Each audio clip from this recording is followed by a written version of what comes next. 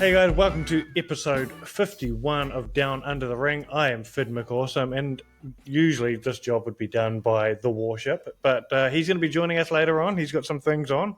However, we do have our new resident third man in the three-man booth, permanent Ryan Betson. Hey man, what's going on? Yeah.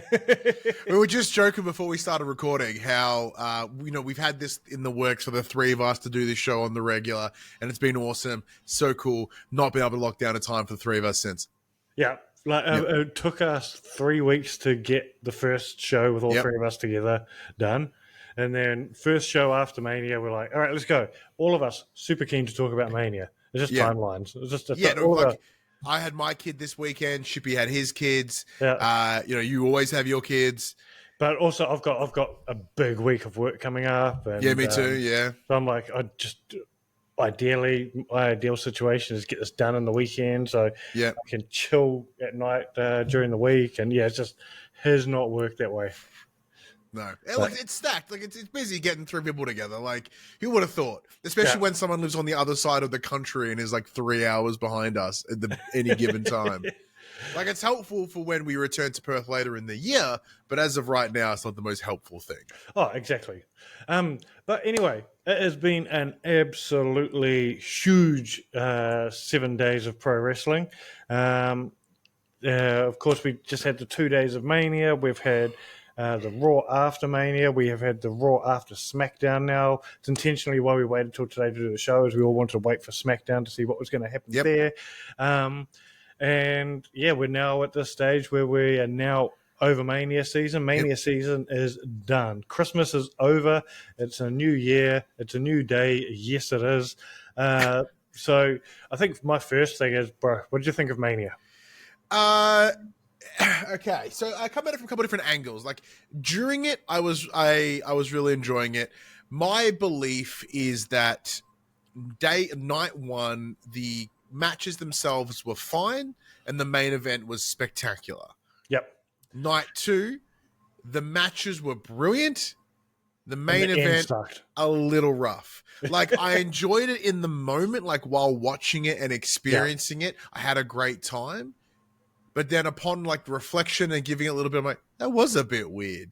Yeah. So then that's kind of my stance on it as well. I really feel that the majority of WrestleMania this year were, as you mentioned, right? You know, it's a new day, it's Christmas, it's the new year.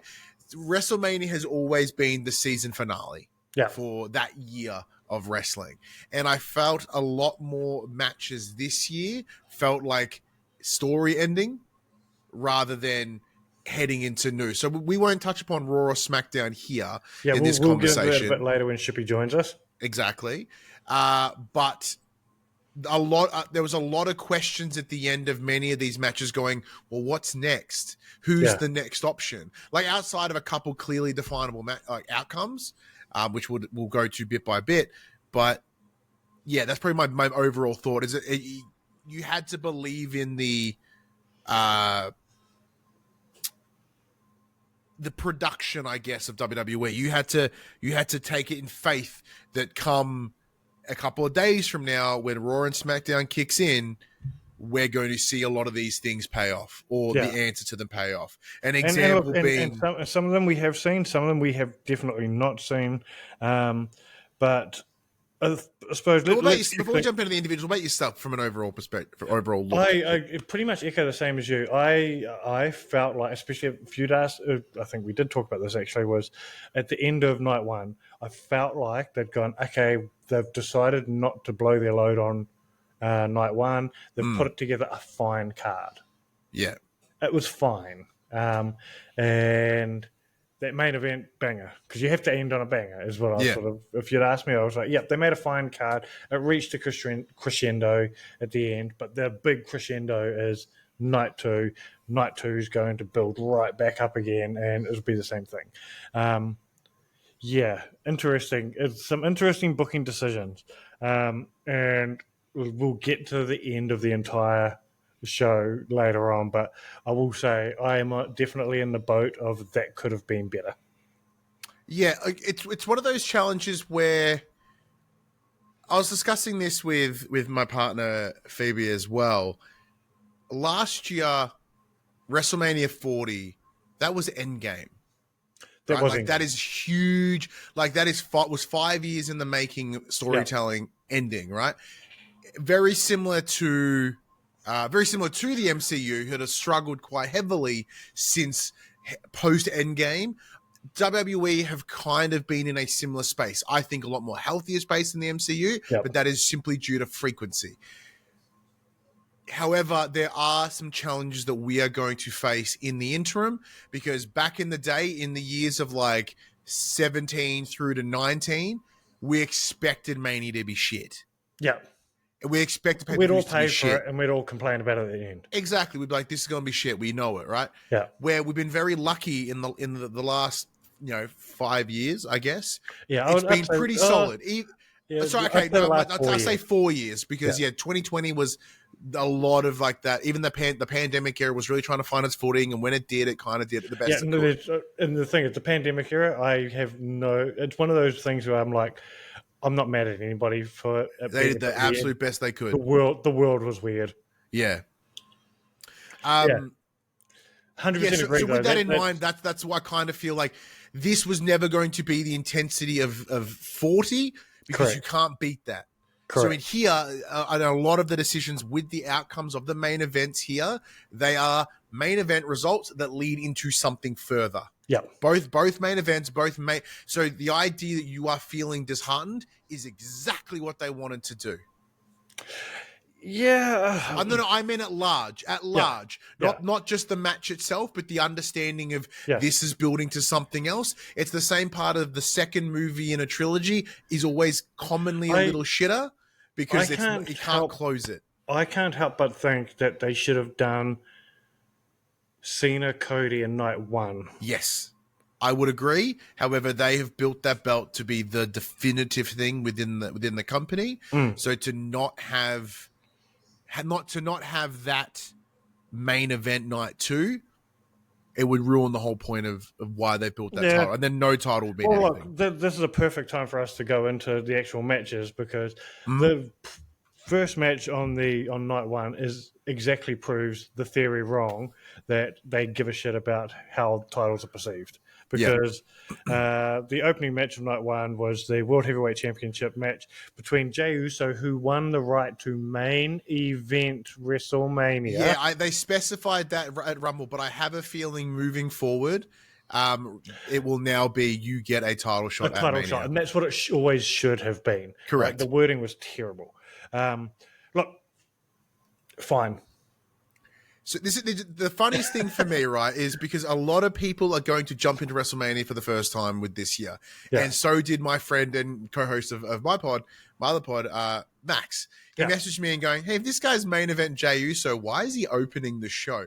I didn't really want to explain to him that in the world of wrestling, opening the show is second to main eventing. Yeah, correct. I didn't want to explain that. I'm like, yeah, it's absolutely true. It does make sense. Yeah. Look, the match itself, I thought... My thing is we're calling him main event Jey Uso when look, I love Jey. I love the character. I love the fact that he's over. But at Mania, he doesn't seem to work at the same level that he works other shows.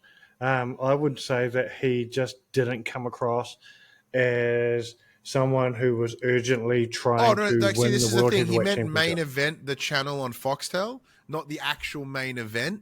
So he's TV main event. Yeah, he's Raw main event. Yeah. Yeah, but would you agree with that? Like, I think Gunther didn't come across strong because Jey didn't come across strong. Yeah, like it was an interesting match. I think if Jey had been pulling out all the stops to beat this undefeatable monster, Gunther could have still come out at the end of it and been like looking like an absolute threat. But yeah, knowing it's Jey's performance, I think that let that down. Absolutely, but from an in-ring storytelling perspective of the intensity of the match, which it should have received after Gunther's beat down on Jimmy, right, leaving him battered and bloody in the middle of the ring. Yep. That would have been awesome if they could have had added the increase to the intensity of that match with some form of stipulation. Yeah. However, with the Street Fight of Night 2, the triple threat at the main, going to be a whole bunch of chaos. You know, like they didn't really have any. They couldn't really add anything to it. From the match itself, I thought it was fine. I don't have an issue with the finish. I know a lot of people do. For me, what I saw was a guy eat fucking 4 finishes. Jay had been building up that special meter that whole time. He then spammed. Yeah. Once again, knowing that like V trigger. Absolutely. Knowing that Gunther is all about the sport, right? In the UFC, in any other traditional fighting sport, if you get stuck in a hold, you don't go until you pass out because you could fucking die. That you realize that shit is cinched in and you go, I'm done, I'm out. So like by him tapping immediately isn't him going, you know, oh, he should have gone until he passed out. No, that is him as a sportsman going, nope, I'm fucked. Yeah. Self-preservation. Yep. Yeah. So like I have no issue with that. I have no issue with the end. That's the thing is, I think if Jay had performed, it did felt better, quick though. It felt really, really quick. Yeah, I think if Jay had performed better throughout the match, though, that end would have felt more. Yeah, I would absolutely agree with that. And I think that it's the inauthenticness of that finish is my issue. It's not the booking. That's not the issue. Jay winning was always going to be the right decision here. He's a needle mover. All you had to do was see him on Raw when he first turned up the next night, right? Yeah. The right decision. Just oh yeah, it's one of those things. Like it's not a decision for us as the more in tuned dorks with podcasts, correct, fan base, right? This is for my son. This is for him and his friends because they were fucking stoked. They were yeeting all over the joint. They were having a blast. They were really happy with that result. Oh, absolutely. And anyone who has started watching Raw since it moved to Netflix are going to be absolutely invested in Jey Uso. And they're not going to give a shit about the stuff that we give a shit about. So, yeah, exactly. Yeah. I'm going to skip. And we want to look at our. Let me pull up our. What are they called? Our predictions at the same time, just so we can follow along. Yeah. That's fucking a lot of white. That's going to really blow out my face. So for anyone who did not listen to last week's episode or was not on the live stream last week, we made predictions for each match and assigned between 1 and 7 points to it. So with the idea is that the card has, say, 7 matches on it.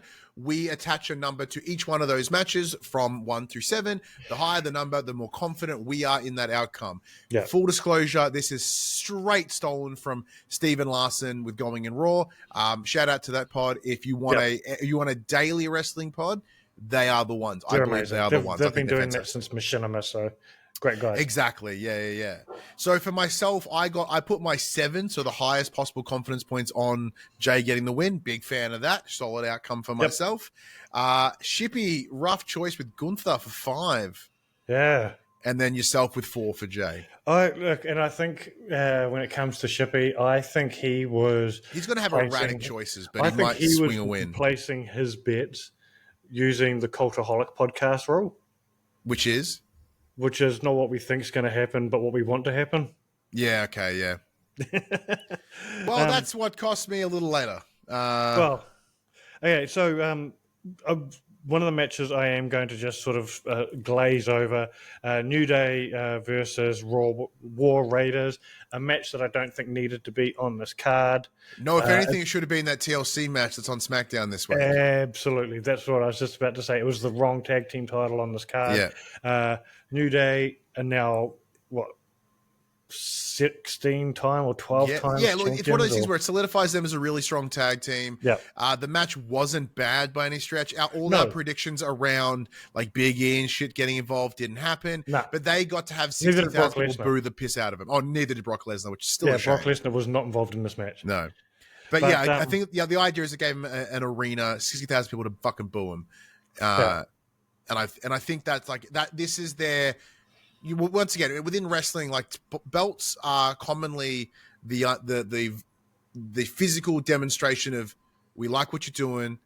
This is us tilting our hat, especially yeah. within the booking space. So for them, are going, this is where you guys have done one of the best fucking heel turns that could ever have happened. Yeah. This is your acknowledgement that you've done the right thing. Yeah, and I understand that completely.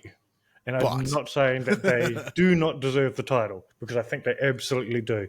But I just don't think this match is a Mania match. I think exactly what you said, the TLC match that was on SmackDown absolutely should have been there. All of those guys on SmackDown in that entire tag team division has made those titles feel like they mean something. They have worked so hard to build those titles up. They've got an amazing division on SmackDown, and for that reason alone is why I think, not even just the fact that it was a TLC, you could have just had a fatal four-way tag match, and I would have been happy.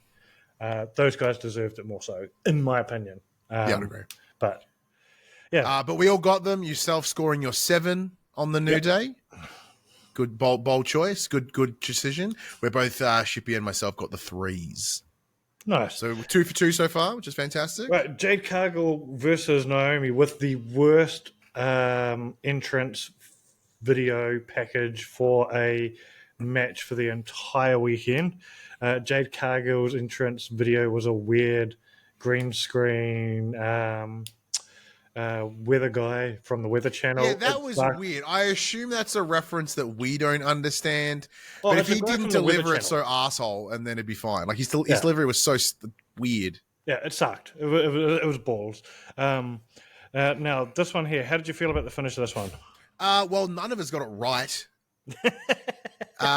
See, we all were under the impression that it would be beneficial because we've learnt that Triple H and the team are happy to book someone to lose if it builds them to something bigger later. Yeah. And we were all under the impression that this was Naomi's to win. Well, not so much yourself because you put a 1 on it. I put 4. I put 5. Should we put 4? So we were uncertain, but we were confident that it was building. If I remember right, I specifically said this could go either way because either one needs to be protected. Correct. And it makes, like in hindsight, Jade makes way more sense, and it was the right choice. Yeah, but absolutely. I really would have thought they would have put more and I wouldn't time mind into picking that Naomi. they did do this with making the decision which I mentioned, which is we've brought this girl over from AEW. Why would we pay her all this money and crush her on the biggest stage of them all when it's her first singles match in Mania? True, and that's something that because I forgot that she has wrestled previously at Mania, but it was only a tag. I assumed I was like, she's wrestled Mania before. She won. I'm pretty sure she got the pin. She gave the pin as well. Shouldn't be, they've got her win. Yeah, but no, we were all wrong. But while we're talking about AEW acquisitions having their debut singles matches, we had one of the greatest luchadors in the world. In a singles match against Rey Fenix from AEW. Yeah. El Grande Americano. I genuinely cannot tell you what happened in this match. I had to go off and do something during this match. I specifically chose this match to be I'm going to go do this job I need to get done match. I haven't even bothered to go back and rewatch it. I enjoyed it. Although I did get it right. Yes, we both you and I got it right. You on 3, myself on 4, Shippy with Ray on 2. I would have considered Ray, but the key thing that showed us that this match has greater plans was in the kickoff show. It was announced that WWE or TKO, I believe at large, has acquired AAA, the Lucha Libre wrestling promotion out of Mexico. So in that moment, it made complete sense why they have been doing El Grande Americano. Exactly, and I think that was one of the moments during the pre-show. I think all of us were like, "Oh no, this could potentially change our booking." Yeah. In saying that, it didn't change the finish. I thought that using the AAA partnership might be a good opportunity to because, I mean, they had Vikingo there, right? And I was like, Yeah. okay, Vikingo's actually there. He could get involved in this match. Him and Ray Phoenix No, and I Kenta went have the other way. history. So you keep going on. Yeah. Yeah. Would you want to have the American luchador go over the Mexican luchador after you've just made this big announcement? Would this be a great moment to have Vikingo get involved and have AAA's first real involvement since the purchase? That's what I started thinking. That was the day of the match, but it still went in the direction that I initially booked it. Yeah, I was in the same boat. So I was confident El Grande Americano was going to win. I believe that there was a larger purpose to this. I thought it was more of a storytelling rather than a business related larger purpose. However, once that announcement was made and they started the match with Vikingo on ringside, I was double confident on the outcome. I was like, this is leading to Vikingo versus El Grande Americano, and that is going to be such a stupidly awesome match, because this is a point that my partner Phoebe mentioned. She goes, I normally don't give a shit about Chad Gable, but there is something about having him in a mask. Why are you bringing him up? Look. The rumor mill is that Chad Gable is El Grande Americano, right? And I'm just going to play in that thought for a moment, all right? Okay. I like the thought. I'll give you the time to play this. Thank you. So for her, she goes, look, if these rumors are true, and this is El Grande Americano, she goes, I'm super down, because she can't stand Chad Gable normally. But what this allows is Chad Gable, like, once again, playing the idea that it is Chad Gable. Mm-hmm.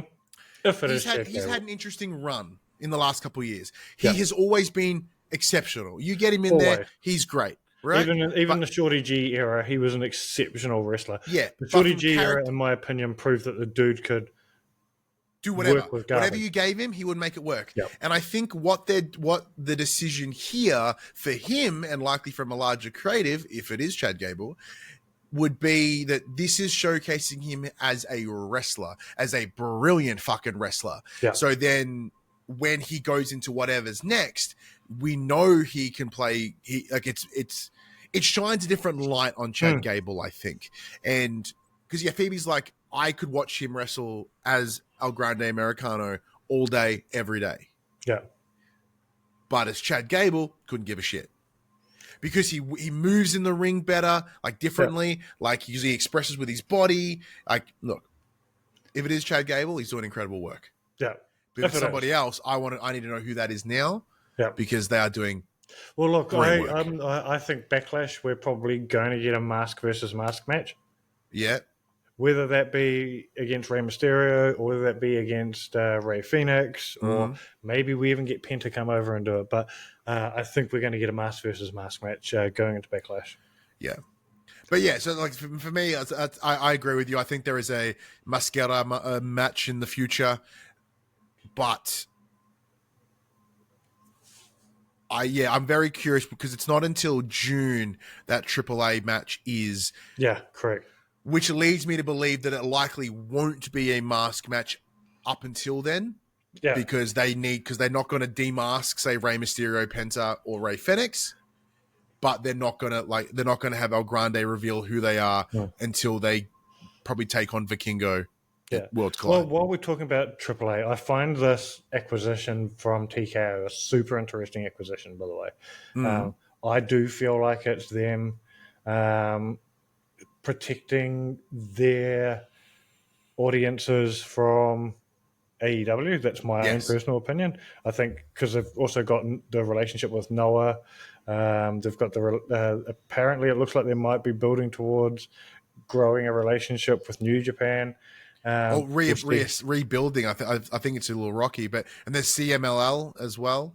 Well, CMLL has the relationship with AEW. That's what I'm saying. Yeah. So, sorry. You're talking about WWE. My apologies. You are correct. I heard you say AEW, and then I thought you were connecting. My apologies.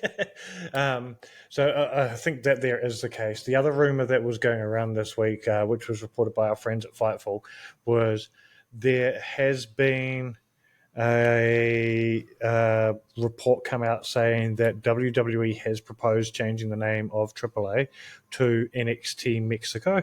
Well, we know that globalization strategy has been in the works for a while. Yeah, no, I don't think you need to uh, rebrand that to be a part of the local globalization strategy.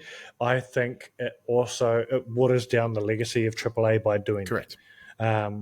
I think they need to keep AAA separate as its own entity, run it as its own entity. Then they can have the crossover shows. They can do what they're doing with TNA and having characters sort of turn up on Yeah. each other's shows.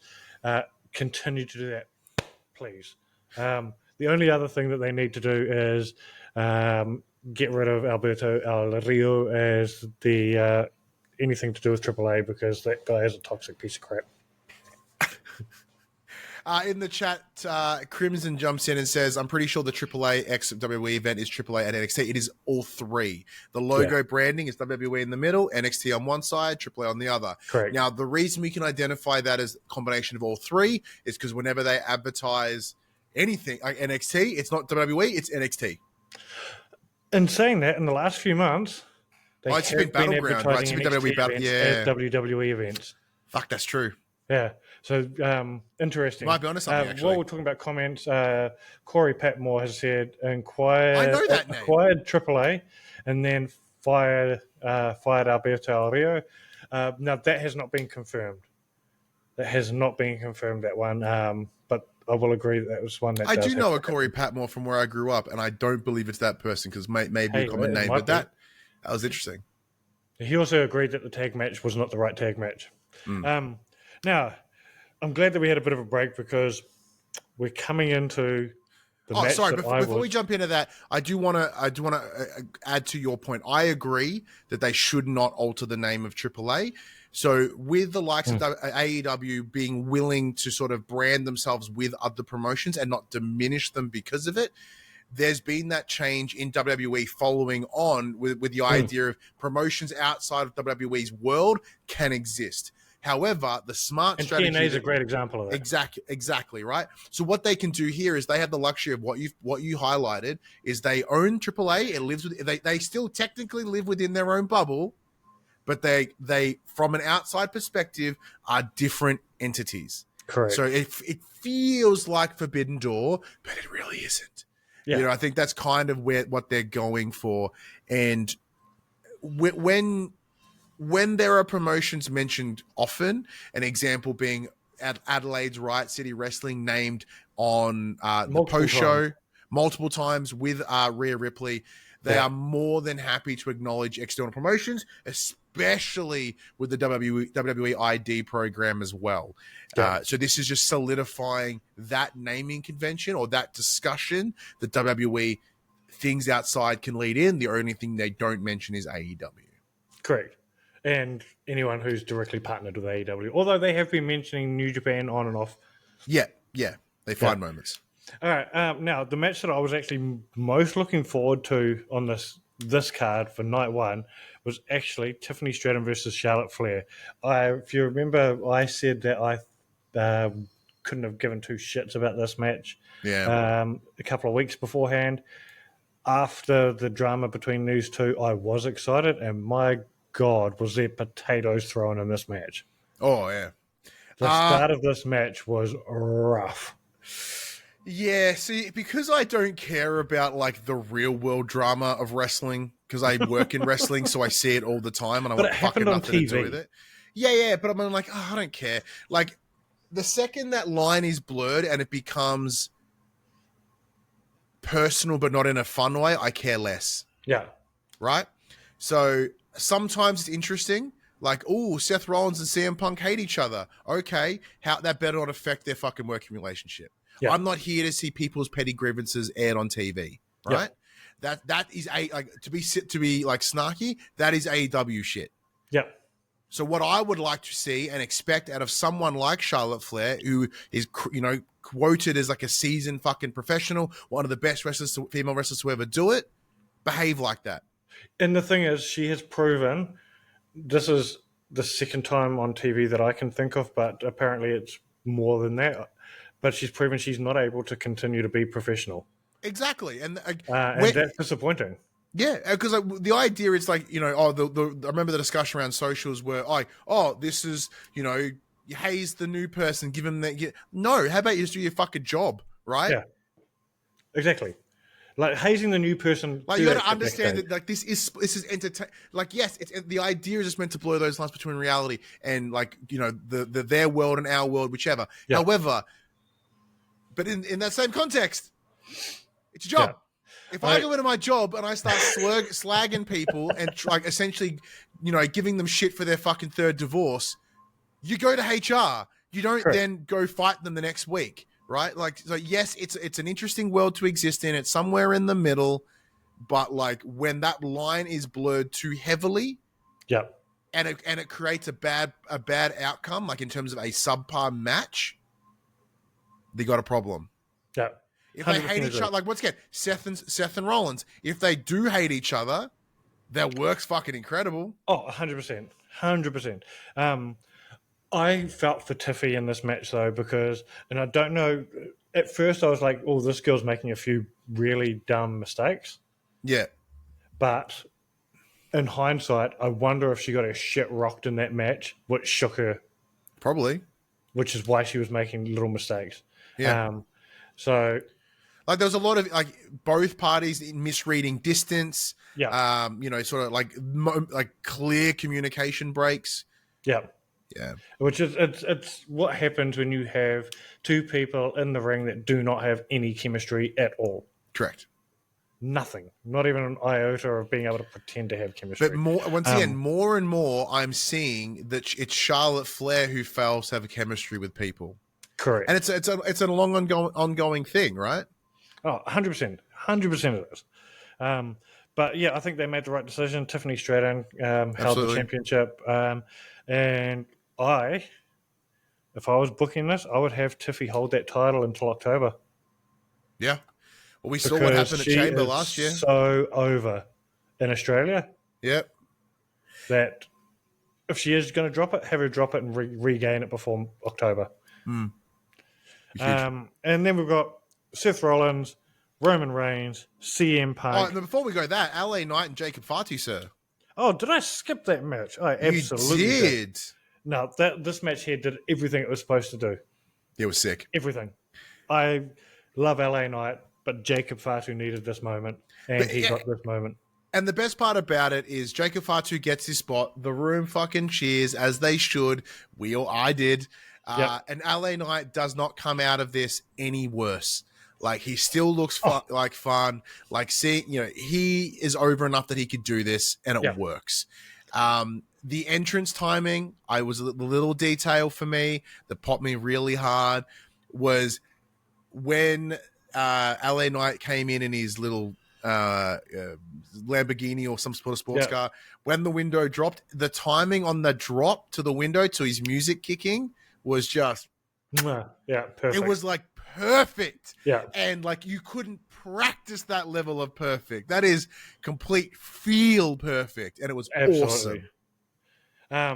Look, and that was, I would say, at first I thought that was a bit of a weird intro, but you're 100% correct. It timed perfectly. Yeah, and then he comes out with that swagger, and like even if he's losing, he's looking sick. Fatu looked mental, and he was quick.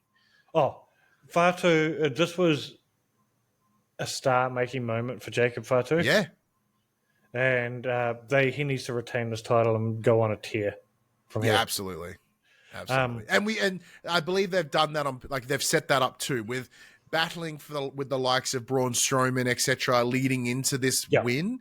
They were showing that this dude can fucking hold, right? He's a monster. Yeah. And look, and he's a monster that can talk. Yeah. He has charisma. He's got that X factor. And then for those that love like that, that more blurred line within kayfabe, as in like people know what he's like outside. He's got like 6 kids and he's this awesome like kind teddy bear of a dude. Yeah. So like there's the extra level for some folks. He's perfect. He's like in terms 100%. of right now, this is the moment for him. Yeah. And then we've got match of the night. Easily match of the night. Oh yeah, duh. Yeah. Like I said, all of those matches we haven't dug super deep into them, and it's because they all were either fine or they did what they had to do. Yeah. Right? This match here, Seth, Roman, and CM Punk, amazing match. I think, did all of us get this one correct? We sure did. Oh, wait, no. Shippy. So you were 6 on Seth. I was 7. Shippy was 7 for Punk. I was 1 for Punk. Because I was the only one who got that. You were the only one. Because we all discussed the outcome of what if Seth was to align with Paul Heyman and then this happened, but we all went, that would be too much fun. They're gonna give Punk his main event win. Because how many more WrestleManias does he have up his sleeve? Did you see Punk after the match? Yeah, it was rad. He was emotional. He does him standing up and just being like, I fucking did it. Yeah. Like the win doesn't matter. Yeah. He did it. He achieved the dream. He did. So it was super emotional for me watching him after the match. Yeah. Even the start of the match, like, dude, that video package was incredible. So look, I don't know how much the people that make the video package WWE get paid. Pay them more. Pay them all of it. Like their ability to set up something so incredible, right? Yeah. Once again, WrestleMania for many people, this is the first time that they're going to watch their WrestleMania. Yeah, absolutely. This is and you see the lead into the main event. The video package for this was all drama, like no wrestling. It was just all people shit. It was just character drama, and but what was rad. Brilliant? So I watched, like I said last week, it's the first Mania I've sat down and watched with my eldest son since he was a kid, and as soon as This Fire Burns started playing, he was like, I think he was on his phone. He drops the phone. He's just like. This fire, like he started singing along. I was a Killswitch fan before I even knew it was a theme. So I popped, and then I remember like, oh shit, this is connected to his like, oh, the double pop. You know, it's like, Sprint. So yeah, and that was CM Punk's theme. Like, if you go back and watch the Money in the Bank match with Cena, I think that's the last time we ever heard that song. Yeah, but it was brilliant. It's funny because I think a lot of people associate that match with Living Colour, but it was actually Raw like 4 weeks later where he debuted that when he returned. Yeah. But speaking of Living Colour, they came out and played, and they didn't cock it up. Yeah, it's pretty good. Which normally I'm really super hesitant to have a live performance from a band because they usually sound like us. Yeah, because even Motionless in White with Rippers was it last year was not brilliant. Yeah. And I think it's just because the stage isn't set up for a rock band. Not at all. Well, it does mixed look like accordingly. they had a heap of foldback speakers. If you know anything about music, you'll understand why those are important. But it was an amazing intro. Punk getting his love was so dope and well deserved. This match went exactly how I thought it was going to go, but in saying that, they swerved me a few times during the match where I questioned myself, which is brilliant booking, right? Like, I should be questioning what I think is going to happen. Yeah. If I get the ending that I book, fine, but you make me question what I'm going to think. Like, I'm a mark. Treat me like a mark. Make me wrong. Feel. Make me think I'm wrong. Make me feel something, damn it. No. And look, and this was the match of, I would actually say, out of the entire pay-per-view that made me feel the most. I would agree. Yeah. In saying that, this one did not have a title on the line.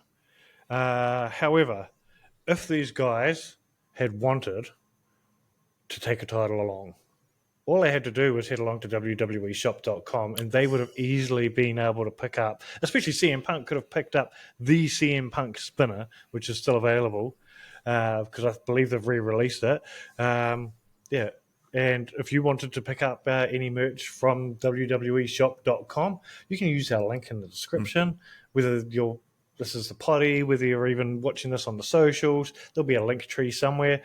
Click through and your boys get a kickback for everything you buy using that link. Exactly. And look, on top of that, when we recorded last week, I was wearing WrestleMania 36, my first ever WrestleMania, right? Yeah. So if this is your first ever WrestleMania, absolutely commemorate that choice, because if you're like me and the rest of your life is forever changed because of wrestling, you want to remember that moment. You want to recall that WrestleMania, and there is a bunch of awesome WrestleMania. There's a bunch of crap ones on there too, but most of them are really, really good. You know, the only reason why I've never bought merch from my first WrestleMania is because all of the WrestleMania 4 shirts have Hulk Hogan all over them. Yeah, you don't want that. Yeah, like I've intentionally bought ones that are about the branding of the show, like mine was the pirate theme one. Yeah. Where I wouldn't be like, main event Cody versus John Cena. It's like if the match was cheeks, I didn't want that shirt anymore. Yeah. All right. Night 2. Now, firstly, before we do anything, I think all of these girls deserve a massive congratulations. We're not a show that puts a lot of stock into Dave Meltzer's star review system. I don't at all. However, it's very rare that a match is so good that Dave Meltzer gives a match 5 stars with WWE. He's a New Japan guy. He's an AEW guy. That's the style of wrestling he likes. However, we now have main event Mommy, Rhea Ripley, 5-star Mommy, Rhea Ripley. As well as Io and Bianca, because as they what should. A match. This was a great match. They should. Yeah, this was an absolutely dope match. And I think once again, I got this one right. Looking at this, we all did. We all threw in Io. You and Shippy were on 3. I was on 1 because it was the one that I was least certain on. Yeah. Because I knew Rhea wasn't going to win it, but I was confident that Bianca, well, at least I was semi-confident that Bianca wouldn't lose. But she did and took the fucking pin.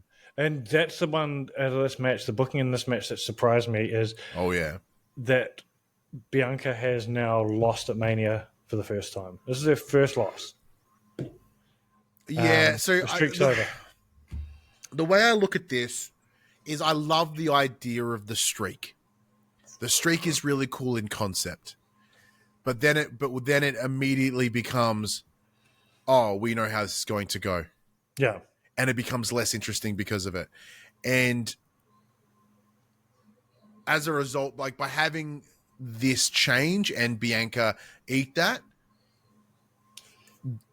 I think, like, granted, if they did it, like, say, 2 more years, it would have been more impressive if someone was to beat the streak. Well, it wasn't part of the story at all. Exactly. But right now, for those of us that care, having Io do it is sick. Oh, absolutely. And Rhea has still not beaten Io. Io is still Rhea's kryptonite. Exactly. This was an amazing match. Well done, girls. Great way to start off the show, too. Exactly. And the little detail from Rippers, I think we're seeing her do a heel turn here because, like, look, she's coming out dressed very similar to the Batman Who Laughs attire. So there's a lot of Joker energy. So me and my kids picked up exactly that. Yeah. We were like, at first, my first thing was, I think it's the first time I've seen Rhea in red lipstick. And then my son was like, wait, this is the Batman that laughs. Yep. The Bat that laughs. That's why. And, like, you watch her, right? So she is channeling that Joker-esque energy. Like, a lot of her facial movements, there were a lot, like, they weren't, like, normally when she comes in, it's all kind of like sensual, for lack of a better term, right? It's very fluid. It's kind of like, but here was quite erratic and quick and, like, a lot of sharp movements. And, yeah, we're seeing a heel turn. You reckon? I don't know. Absolutely. But once again, it's a heel turn in that she's never really, like, going to get booed, but she's just going to become more vicious again. I think if anyone's going to turn heel out of that match, it's Bianca. And Bianca as well, probably. And I think Bianca needs to turn heel. It's I've been saying for a long time, like, since the show started, Bianca as a character, I don't want to take anything away from her talent-wise. I think she's a super talented, super strong performer, but I struggle to give a shit about her. Yeah, absolutely. But I think as a heel, I will. I vaguely remember her time at NXT when she was a heel, Yeah. and I vaguely remember it because I remember that it happened, but I couldn't tell you what did or whether it was good or bad. I remember it happened. Yeah. I remember not hating it. Yeah. So All right. that says anything. Next She up, looks great for all three of those women, which we knew, 100%. but this is new horsewomen shit. You know what I'm talking about? 100%. And up next, we have the ZeniMax / Bethesda Doom. Oh, yeah, that was dope. Doom match. Where we Way have... better than the Clash of Clans match from the night before. Also, shout out to Fatal Fury, by the way, for like clearly forking out the cash for middle of the ring at Mania. I know how much that's worth. I've got the paperwork on how much that's worth. It is phenomenal, that spot. I didn't know Fatal Fury had that much pull. Or that much money. Yeah. Yeah. But, just the match, Drew McIntyre coming out dressed like Doom Guy was awesome. I did laugh, though, because he had the gear on, but the helmet was sitting on the statue at the thing. Yeah, it would have looked weird. And I couldn't help but think to myself whether they were like, okay, here's the gear, here's the helmet we want you to wear. And he looked at him and went, I'm not wearing that. Nah. I'll walk out, but the helmet stands. The helmet stays. And of course, Damian Priest coming out with Slayer. Which worked for the piece as well. I don't know if that was a beautiful accident or what, because I know Slayer were playing the night before in Vegas. Yeah, they're on essentially a closing out tour at the moment. So I don't know if that was just a beautiful coincidence with the Doom and Doom Slayer thing, but awesome. The match was fine. I enjoyed it. It did exactly what it needed to do. It put to bed Priest and Drew McIntyre, but it added to that viciousness that Drew needs right now, and that also Drew a win at Mania. Correct. Yeah. This match did exactly what it needed to do. It needed to give Drew McIntyre that little lift up. Priest, I don't think will lose anything out of it because I think he's already kind of on a slowdown anyway. Yeah. Great choice. I don't know how they do it, but I really want to see Drew in the main event picture by next Mania. Going for the title. I see it happening. And the only match on the card with a clearly defined stipulation. Oh, okay. Or with a gimmick. Yeah, that's what I mean. Like as in outside of like multi-man match, it was the Sin City Street Fight. No other match had a stipulation. Yep. Okay. The Intercontinental Championship. Match Dominic was Mysterio, dope. Bron Breakker, Finn Balor, and Penta El Zero Miedo. Dope. Match was dope. I thoroughly enjoyed it. Didn't quite go exactly as I pictured. It did in the terms of the outcome. I predicted Dom, as did Shippy. You went Penta. Yep. However, my belief was that it would set up Finn and Dom, which is absolutely true, and that's what it's working towards. However, it also then my assumption was that it would hit to Breakker and Penta to have some time. But I think it did looks like not in hindsight. No, it looks like Penta and Dom might also have a storyline going as well, which that there could potentially lead into AAA. Yep. Because Penta's an ex-AAA guy, and Dominic Mysterio going into that with the ego of I'm the greatest luchador of all time would be amazing. The minor detail here, and I'm curious to see where this goes. So Dom made a conscious choice upon leaving to return to the ring for a second pop. Very babyface thing to do. So that does lead to, so one of the biggest things we discussed last week was whatever the outcome here is going to be interesting. If Dom wins, the presumption is that Dom's going to turn face, and what does that mean for him and Liv? Because obviously Liv and Raquel are very much in that heel space, as is Carlito, as is Finn. However, Finn is kind of off by himself. JD McDonough at the time was out. Carlito is connected to connected to Dom. So if they turn, it kind of ends Judgment Day. Is Judgment Day quite ready for that? But if Finn were to win, like what would that do? Yeah. Right person won, absolutely. Because if you want to talk about a family that is more connected to the Intercontinental Championship than like Eddie Guerrero, right? And who is he not channeling right now than Eddie Guerrero? Like, Yeah, it's beautiful in that sense. yeah, absolutely it is. It was a brilliant match. I also love the nod to Rey Mysterio Senior when he came out. He was wearing the white mask that was Yep. actually based on Rey Mysterio Senior's mask, so that was brilliant. Um, Interesting choice as well to take the title off Braun. But we now But know, in context, we now know why that choice was made, and it was the right choice. oh, absolutely, it was the right choice. And I just want to say this about Dom Mysterio: is if you haven't seen a Dom Mysterio interview, you need to watch almost every interview he's done this weekend. This guy is a comedic genius. I think he's one He's of us. amazing. He's one of my people. Oh, absolutely. No, I wasn't sure if we were going to discuss this, but the discussion we were having offline yesterday around Dom Mysterio, I absolutely think he's our autistic champ. Yeah, that's right. And I'm I more love than him for happy, it. right? Oh, You I know, love him he's for a it. dude. He loves his tendies, man. Like, what's more common? Oh, and the other thing, if you watch, he did this was probably the biggest eye opener for me that he's autistic, Mm. was go and watch the Hot Ones episode he did with Liv last week. Okay.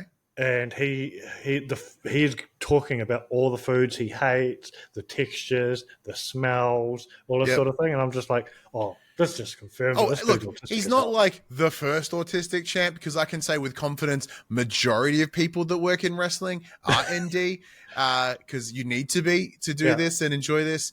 But you know, look, in the US right now, it's not the best time to be openly autistic. Yeah, Which is a real shame, and it really hurts. You know, as someone that is that I am that as part of me. To know that, like, you know, there's a part of the world where we're being treated super outer. what do you mean? You can take a pill; it's curable. No, that's not how I- developmental brain delays work. Exactly. Are okay, right? Like, you know, I know you get it, because you know you understand the difference between a disease and disability. But Yeah. what intrigues me the most is I'm pretty sure RFK may have it himself, so it's gonna be really interesting if he makes that list. Absolutely, absolutely, right. But yes, shout out to Dom. This was one of those matches that we were discussing earlier. Like, what's going to happen after this? Like, this was a season ender. This was a season ender, But an opener. But I don't think it is a season ender. I think this is a mid-feud. No, I meant for Braun, right? Like, as in Braun to drop it. That's the season ending for him. Yeah, everyone else But in you are the still match, correct, it's mid-feud. Yes. Yeah. I think it's a pivot for some of these people. Like, it's absolutely a pivot for Dom and Finn. Yep. And then Penta. I'm stoked for Penta. It's still early days for him. He can go anywhere from here. Exactly. But even just that match, Penta getting his WrestleMania debut. I mean, shit, he was an AEW guy a couple of months ago. Yeah. Phoenix was in contract lock in 2 weeks 2 months ago. Yeah, Literally. not even. Yeah, crazy. Right, Randy Orton.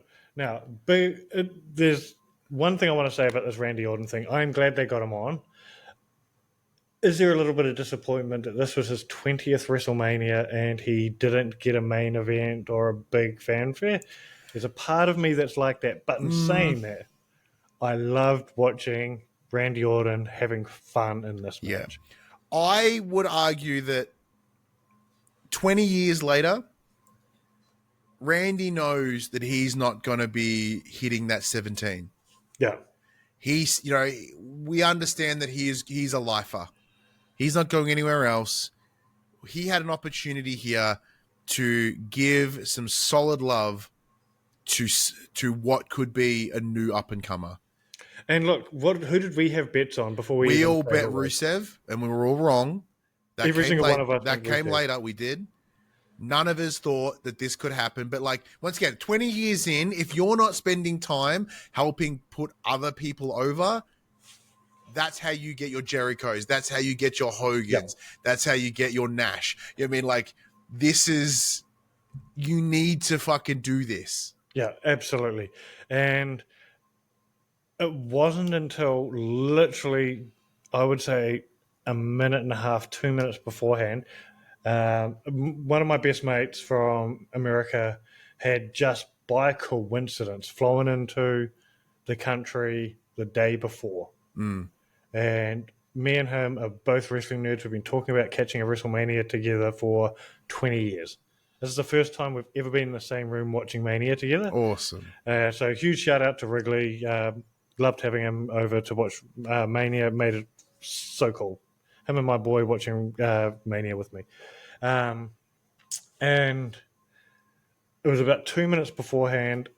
Wrigley asked, "Who do you think it could be?" And I was like, "Oh, it's Rusev Day. It has to be Rusev." And he goes, "Do you think it's anybody else?" I actually said, I can't remember who was Black. my other one that I thought it might be. And then I was like, Was Alistair Black? if I was going he was on my to other say a shortlist. dark horse, Hendry, Yeah. and then I said his name. See, this is the thing, because I don't get Joe Hendry because I've not like put the time in to suss out who he is. Yeah. So the novelty of him does not land on me Oh, okay. because I don't get it. I've been following Joe Hendry since WCPW. See, which I don't. See, that's where it means more for you, right? Yeah. So that WCPW, if you were around in that time, was groundbreaking because it was a weekly wrestling show on YouTube made by a YouTube account. Yeah. And personally, I thought this could be the next big thing because nobody's tried this yet. And they were booking big names. They were booking Kurt Angle. They were booking all these big names. But Joe Hendry was there, and he was putting in so much work that he was even doing YouTube list videos for What Culture at the time. So that's how I how I got into him. And I've just sort of followed his career on and off. I would say it wasn't until the pandemic where I started following him in Ring of Honor where I really started investing time into him. Because I Ring of Honor was my top show during the pandemic because I just found them more entertaining than TNA and WWE and AEW at the time. Everybody in that era was all reduced to having the same production. Yeah.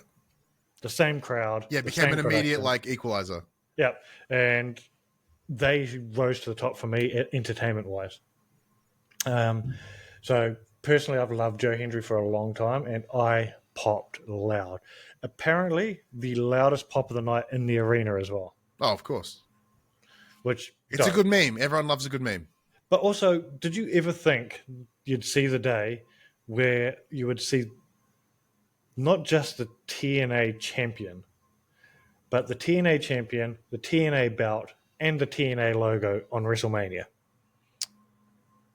A couple of years ago, I would have said no. Yeah. But it is nice to know that, like, over the last couple of years, it doesn't shock me in a good way. Yeah. Not in I think this match was I'm dope. not like in the same way when we watch AEW and they're like, oh, it's some fucking belt from somewhere. Okay. Yeah. We hear it means something. Yeah, and there was a bit of banter afterwards saying, TNA's world champion just got squashed. I disagree. Just did no damage. No. You've had a 20-year vet who beat the champ from the other company. Hendry got his shit in. Yeah. And I would say the win was dope because Hendry got caught slipping with hitting the emote Yeah. in the middle of the match. Yeah, like that little hubris of it all. Yeah, it's perfect. RKO out of nowhere. That's how like the he RKO wasn't works. like once again. You're talking about like Randy Orton out of nowhere. Like that's the whole point, right? Yeah. It wasn't if he was pummeled into the ground and then fucking forced to submit. No, right? Like it was. He finds his moment. He is the Viper. He will strike. You're done. Yep. All right. Move on. There was a 3-minute match. Yes. And that brings us to a 17-minute match, almost 18-minute match. Logan Paul versus AJ Styles. What did you think of this match? I don't remember it. That's how I feel about it. I just tried to pull it from my brain, and I I don't watched this remember match. it. It must have been fine. I swear I watched it. Yeah, I absolutely watched it myself, but I can't tell you whether it was good or bad. Well, the outcome was correct. Logan won. I was fine. AJ, Yeah, exactly. This is the thing, right? And I find this very fascinating, and that's one of the things I fucking hate about the internet wrestling community. Everyone's like, "Oh man, like Logan Paul won. AJ Styles needs to leave and go to AEW." No, he doesn't. Yeah. He can if he wants to. We'll talk about it shortly because it's going to come up again. But the average wrestling fan on the internet does not understand that reaction that they are giving is what they are eliciting. That is what they want. Because if you get what you want every week, you will then complain. Yeah. And then you don't have that investment in the characters. Logan Paul has a fuck ton of heat now. He already had that heat. Now he's got more of it.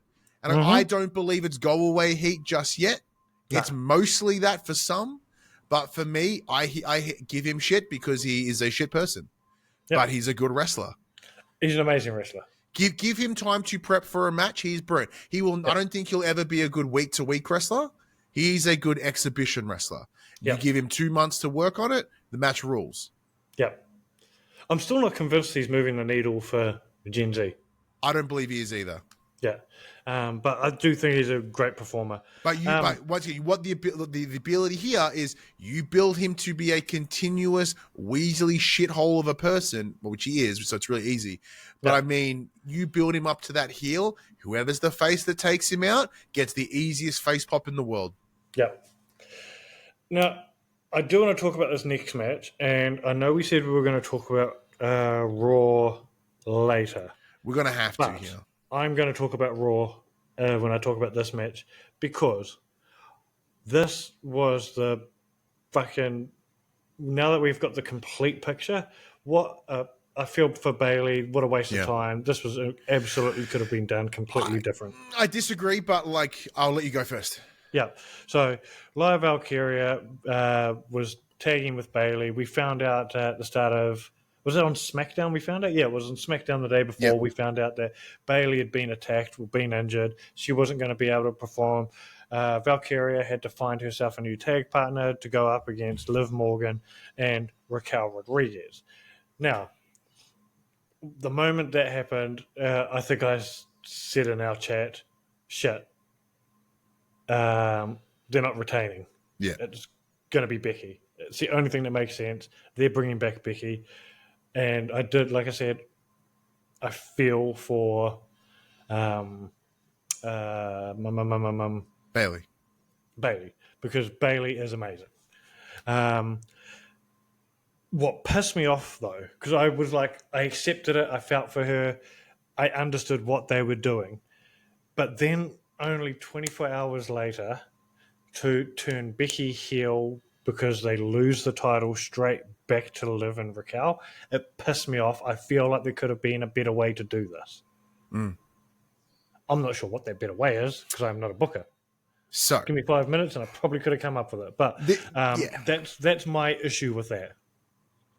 And I agree. So that was the one that I got wrong on the day, and then I got corrected the next day, and I actually got it right. It's just that there's reasons. So if this was the path... Now, actually, I'm going to preface something first. I was post Mania and then post Raw, I was pondering on this exact thought. I was sitting at the backyard, having a smoke, having a chill, thinking, right? And that's where I get all my best thinking done. My reasoning as to why Liv and Raquel should have won at Mania was that they aren't giving Lyra Valkyria... Lyra Valkyria is not interesting enough as the IC champion to elicit a second belt. You know what I mean? So to give her a second belt, she doesn't... I don't believe that that's what... It wouldn't help the scenario. Correct. However, they have just come off a feud between Lyra and Bayley. So if the plan was to do more with Lyra, because both you and me, our immediate thought process is Valkyria is not working, give it to somebody else. Yeah. There is clearly something within her that neither you or I see, that they see it somewhere at WWE that goes, we need to make her important. Yeah. In the same way, and we may not see it now, but because we are in it, that hot shot booking of, oh, they're not over, drop it, whatever, it's not working. That is not like, that is us default people. Yeah. But the answer is they clearly said they want to build to her. Yeah. It didn't work with Bayley. Bayley did not help her build. They've put in Becky. They've done this scenario. Was it the best outcome? Absolutely not. Similar to yourself, can I think of a better one? No, I cannot. However, The only other bit of booking that I could think of that they could have done better is having her defend the Intercontinental title against Bayley, because she had been feuding with Bayley earlier, so that actually makes sense. And then having Becky return to help Bayley win the title. yeah. Bayley gets a title run. Becky's a heel. Bayley gets to continue her Grand Slamness, except for not having the United States, but and Lyra and Becky get to go on and have a program. Same result at the end. There you go.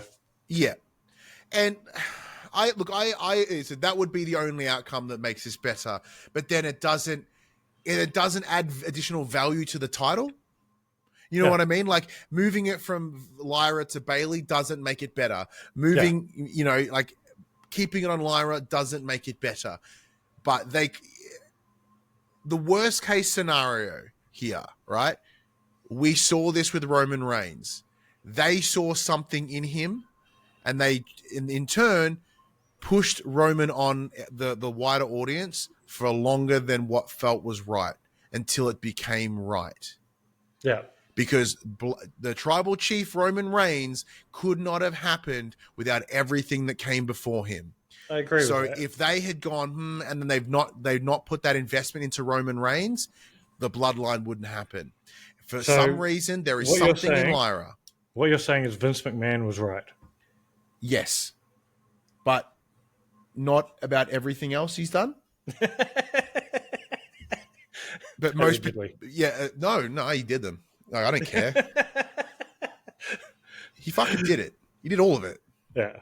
But yeah, so that's my point. Is like there has to be something. So I'm willing to admit that I'm wrong, because if I don't see it, but I want them to make me see it. Yeah. Is Becky the answer? Probably not. Yeah. I personally, I think I had booked Becky's return on Raw. We did, yeah. I wanted. That's right. I had Charlotte winning, and Becky coming back to take on Charlotte. Now, main event time. Main event of the entire show. We've been building to this. I was actually hyped for this match. Me too. John Cena versus Cody Rhodes. Now, I'll let you have some fun here. this match, in my opinion, never did it from bell to bell. I understand what Cena was trying to do at the start of the match by getting some heat by keeping the match slow. Mm-hmm. But I felt like Cody should have had a moment to speed up the match and build some momentum in the match, and we never really got there. Yeah. That was the first half of the match, and for me, it just never really got to a point of being interesting or exciting. Mm-hmm. I don't feel like there was a point where Cody looked like he was ever going to have a chance. Mm-hmm. And Cody should absolutely, he's a 12-month-long champion. He's the guy who finished the story against The Rock and Roman Reigns and the entire bloodline against him. He had to bring back Undertaker and John Cena to beat him. Like, we had all of those things, right? And he just never, in this match, looked like he was super strong. Then we get the Travis Scott music hit. Travis Scott comes out, and everybody's already said this. If you're watching this right now, you're a pro wrestling fan. If you're listening, you're a pro wrestling fan. You had the same feeling as, I think, everybody. The moment we saw Travis Scott, the next thing we were expecting was exactly what we saw at Raw, was The Rock coming out next. And when that didn't happen, personally, I was confused. I think the energy was sucked out of the arena. It was almost like because Travis Scott didn't have a blunt on him, he had to inhale the energy out of the room. Um, what little energy there was in the room at the time, because a lot of people were already bored at this match. And I can't believe we're expected to believe that you would have Travis Scott think that he was a threat at all. The finish was just weird. It felt fast. It was an odd finish. The entire thing was odd. I have no problem with John Cena being the 17-time champ. We all got this right. That was It was the only end that made sense, and both you and I putting 7 on it was the right ending choice. that makes sense is the right ending to happen. 17-time champ. He's now the without argument the greatest of all time. Yeah. And he's going to go on to ruin wrestling. I don't buy that this match was intended to be John Cena ruining wrestling. I don't buy that. There's a lot of fans are saying that that's what the intention of this match was. I'm not buying it. I just don't think it hit. I think there was booking that did not hit. So I'm with you. I watched the match and I enjoyed it for what it was. And I believe that the Travis Scott entrance was a very interesting choice. However,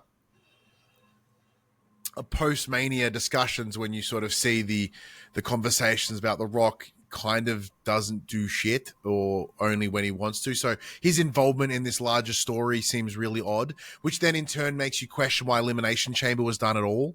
Yep. You know, why couldn't John Cena just turn by himself without an external force? I'm willing to forego the consideration that Cody Rhodes did all this, right? Yep. Because if we use the same thinking, the same thought process, I should say, as comic books as we do with wrestling, because like wrestling, comic books are forever ongoing. Under that scenario, Captain America should never be defeated again. Yep. But he does, and gets beaten often. And because Cody Rhodes is the Captain America of WWE, he will be beaten, and he'll be beaten often. Yeah. And because otherwise you have the problems of Dragon Ball Z, where Goku is the strongest person in the world. Then a bigger, stronger person comes in. Then Goku matches their power level. Then another one comes in. And then suddenly you have someone that is unmatched to anybody else on the roster. Mm-hmm. Immediately, Cody Rhodes sits so here that there is no one that can step foot in the ring with him and not get their shit kicked in. That's the problem we had 10 years ago with Cena. Correct. Yeah. Correct. So by having people like we saw the preface here. The only person that I think went against that was Jade Cargill, but we saw it, you know, with everyone was like, "Oh, Mommy's got this." No, she didn't. Right? Like there's a couple of matches throughout the weekend, I should say, where you go, "Oh, this is the person," like Bianca getting that pin streak. That used to be important. Now it isn't. Yep. We have demonstrated that your heroes, your villains can be both. They can still be strong in whatever outcome they take. Yeah. Saying that, I like the idea in a story perspective, or through the prism of storytelling. Yeah. That John Cena is here to ruin wrestling. It gives him the avenue that if a stinker happens, it was all part of the plan. Do I believe that a subpar match was part of the plan? No. Yeah. Have they been able to pivot it? Yes. But that is the beauty of wrestling. You can make it. You can work it, right? Like, was it a lack of chemistry that we saw with Charlotte Flair and Tiffany Stratton? No. There is absolutely chemistry between Cena and Cody Rhodes. And we saw that in all the promos leading up to this. Absolutely. Did it set up in a way? Yeah, it set up in a way that there was an opportunity, the distraction, Cena got the upper hand. He didn't, but even then he got conked with the belt. This wasn't You got punched enough times. You got the 5 moves of doom. You got pinned. You lost. Yeah. There's still a little bit of fuckery in there to allow for the overbooking that is WrestleMania main events. I almost feel like it was lacking. It was lacking booking. The Once again, it was, the setup of Endgame. That we are in Avengers 1. Yeah. You know, this is not even that. This is fucking Civil War. Like, this is the not even an Avengers tier. This is like set up to an Avengers. Yeah. You know, it's setting up some stuff. Could have been better. Absolutely. Does it? It did feel like the old Vince McMahon leave you on a downer. Yeah. However, as we discussed before, this is season finale. This is how you end a fucking season. You go, holy shit, what's Cody going to do now? What is John Cena going to do now? That is what you need to have at the end of WrestleMania. Granted, no one is willing to think outside of their immediate thought and ponder on the idea of wrestling and what it does and how it works to go, what are the larger implications of this? Now, granted, for those of us in the know, like you, myself, Shippy, and I assume everyone watching or listening to this at home, we then look at the dirt sheets. We then look at the information about John Cena, about The Rock and how that worked with Triple H and how this, that, the other, and you start to realize this is a bit of a clusterfuck. In the same way that, you know, they tried to like sweep over it with that WrestleMania video pack, you know, the behind the scenes video package last year. Mania build last year was a fucking shambles too. Oh yeah. Like anything involving The Rock. They turned that around. It was a masterclass in turning that around. Yeah, but not The Rock didn't do it though. No. Everybody else did. Yeah. And there was enough bodies and there was enough interest and care in the Bloodline story that it was able to recover. Correct. And the idea of finishing the story was bigger than some fuck-ups along the way. Yeah. The outcome of John Cena winning the 17th was so easily predictable, but in a positive way, because that's what we wanted. We want Ric Flair out of the books. Yeah. They got Hogan out of the books. They've done it with Flair. There are lesser toxic people in the history books of WWE than there ever has been. Yeah. This is this moment needs to happen for that outcome. Yep. Yeah, it sucks for Cody, but it just means Cody builds again. We discussed it in the review chat. Cody is an incredible chaser. In the chase. Yeah. Yes. Cody is absolutely better. And look, and I think there's an interesting story to be told over the next few months of Cody struggling with his own self-worth. Yeah. Is he as good as he thinks he is? Yeah. Yeah, there's all of that. But in saying that, we've also got because once again, we want to look at that. All 6 months to turn Cena back around as well. All the promos. No way Cena finishes on as a exactly. heel, right? Like all the promos that Cena has delivered to Cody. Sorry, they've all been about looking under the surface. Cody has failed to look under the surface. Every time he rebuts one of Cena's comments, it's all about, my list, my tattoo where it shouldn't be. Surface level shit. Yeah. So you are bang on. Cody will go away for a little while, be introspective, and he'll come back as part of that. And he had to get his hubris rocked. And a shonky win like this, that'll rock your fucking hubris pretty good. Oh, yeah. I shouldn't have lost that match. 100%. But in isolation of the match itself, it was kind of crap. Yeah. But wrestling isn't about the isolation. It's the bigger picture. Well, this is the thing, is you hit the nail on the head when you said about Vince sending people home shitty. I don't think we're in an era where we need to do that, especially at Mania. I don't mind being sent home shitty from Backlash. I don't mind getting sent home shitty from Clash I don't think Castle. this ends shitty, though. This ends disappointing. Disappointing and shitty are very different. Because we got the outcome we wanted.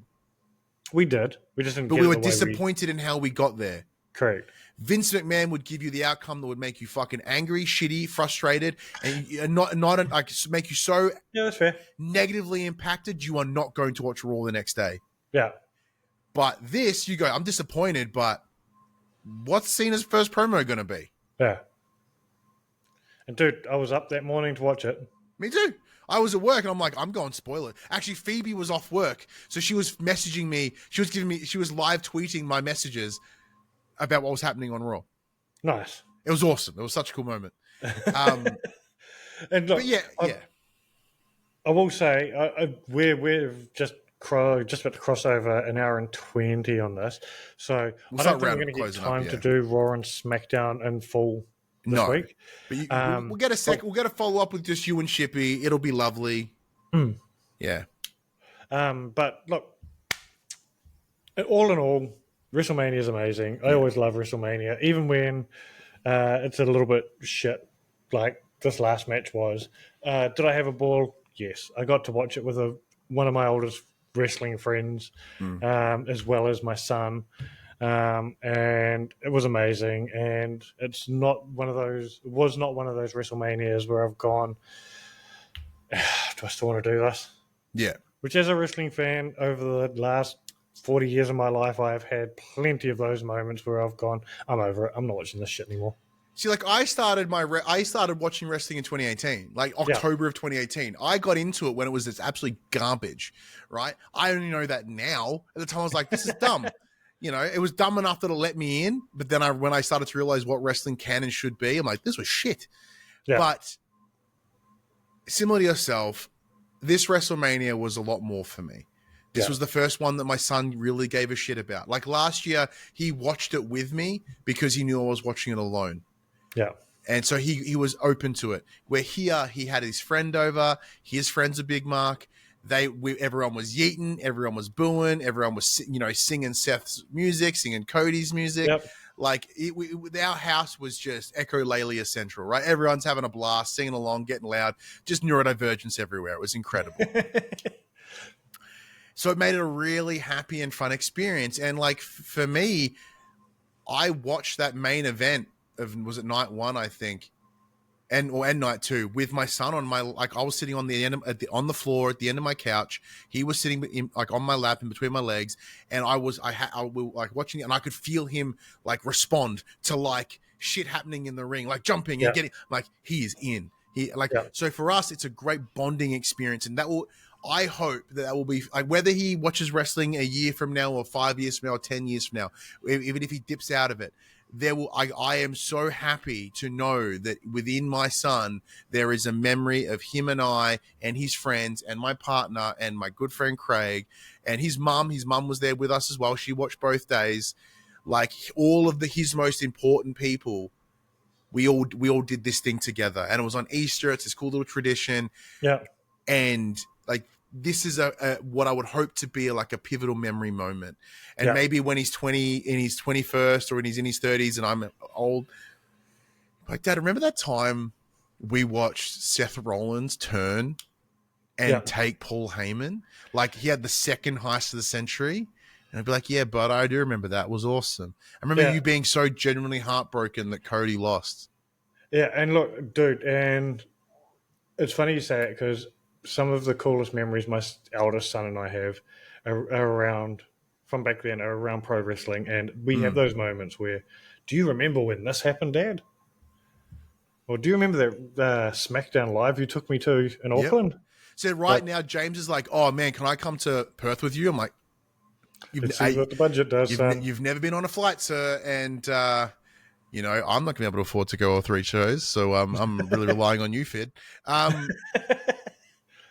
But yeah, like I'm like, shit, because I'd love to take him. Yeah, now's the perfect time. My son's currently talking about he wants to save up and come over to Perth with us because he's never been to a Raw or a televised SmackDown. And like he goes, the pay-per-view would be dope, but I'd be happy with just coming over and being on a Monday. I want to experience all 3. You know what I'm saying? Like that's the goal.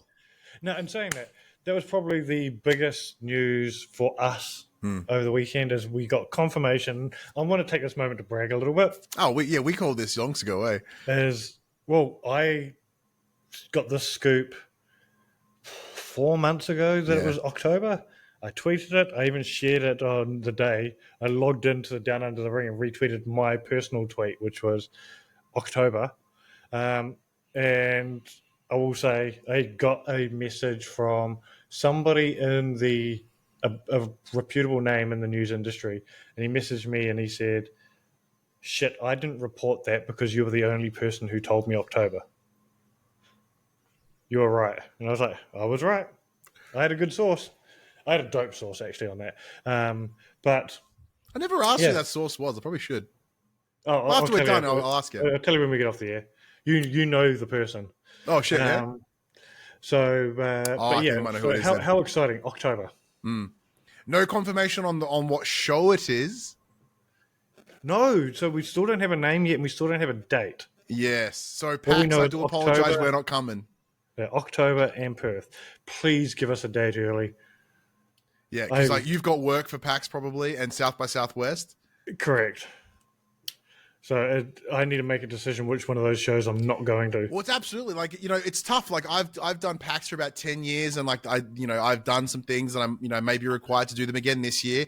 And you're in the same, like the last thing we want is bad blood with like PAX and South by Southwest. We don't want that at all. Yeah. But October is not, we don't want bad blood in October. Yeah. Or do we? Here's my thing, dude. I'm going to be straight up, right? I've never missed a PAX. Me either. If it's the same weekend. Even online. Like I did all the PAX online. I spoke at all those PAXs. Yep. Yeah. Me too. I had panels and everything, yeah. Yeah, I will be missing this PAX if it's the same weekend as whatever event we end up getting. It's going to break my heart, but it's the choice. Yep. At the moment, what's my biggest love? Wrestling. And look, I love PAX, but PAX has been... I love PAX. I love the video game industry. It's diminishing returns over the last couple of years. Without PlayStation being there, what I can do is limited every year. But dude, I have been a fan of pro wrestling longer than I've worked in the gaming industry. Yeah. Yeah. I love both, but wrestling makes me happy. So happy. All right. I think this is where we're going to wind things up. Thanks to everybody that tuned in live. If you didn't tune in live and you're listening to this, or if you're watching it on YouTube, you really need to pay attention. Follow us or follow me. It's actually on my personal TikTok. Is at Phid McAwesome. That we go live on TikTok. We've now learnt that, you know, there can be scoops here. Yeah, maybe there's been another one here tonight. You don't know that. Who knows? As well as you can also watch us on Twitch at Downunder The Ring on Twitch. But also keep an eye on all of our socials. You can follow me at Phid McAwesome on everything.